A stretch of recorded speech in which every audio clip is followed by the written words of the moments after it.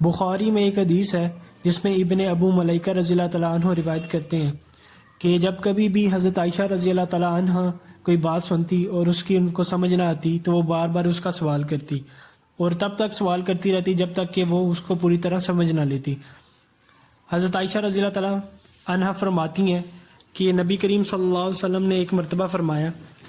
لَيْسَ أَحَدٌ يُحَاسَبُ يَوْمَ الْقِيَامَةِ إِلَّا هَلَكَ، جس سے بھی حساب لیا جائے گا اسے سزا ضرور ملے گی۔ تو اس کے جواب میں حضرت عائشہ رضی اللہ تعالیٰ عنہ نے الانشقاق کی آیات کوٹ کی کہ فَسَوْفَ يُحَاسَبُ حِسَابًا يَسِيرًا، کہ اللہ تعالیٰ نے یہ نہیں فرمایا اسے یقیناً حساب آسان ملے گا؟ تو اللہ کے نبی صلی اللہ علیہ وسلم نے جواب دیا، انما ذلك الارض ولكن من نقش الحساب يهلك۔ انما ذلك الارض کا مفہوم یہ ہے کہ صرف اور صرف حساب جو ہے وہ مطلب بیان کیا جائے گا کہ یہ کیا، ولكن من نقش الحساب يهلك،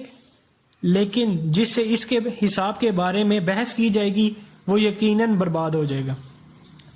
امام علی علیہ السلام نے فرمایا کہ اپنے دماغ کی زکوٰۃ دیا کرو، تو لوگوں نے دریافت کیا کہ دماغ کی زکوٰۃ کیا ہے؟ تو آپ علیہ السلام نے فرمایا کہ دماغ کی زکوٰۃ یہ ہے کہ آپ سوال کرو، یعنی سوال کرنے سے انسان کا جو ہے وہ ذہن بڑھتا ہے۔ اور ایک اور روایت میں بھی سیم اسی طرح الفاظ موجود ہیں کہ حضرت علی سے کسی نے پوچھا کہ وہ اپنے دماغ کو یعنی کہ کس طرح تیز کرے، تو آپ علیہ السلام نے یہی جواب دیا کہ وہ لوگوں سے سوال کیا کرے، تو اس سے اس کا دماغ جو ہے وہ بڑھے گا۔ اور بار بار سوالوں کے جواب دینا یہ سنت رسول ہے صلی اللہ علیہ وسلم۔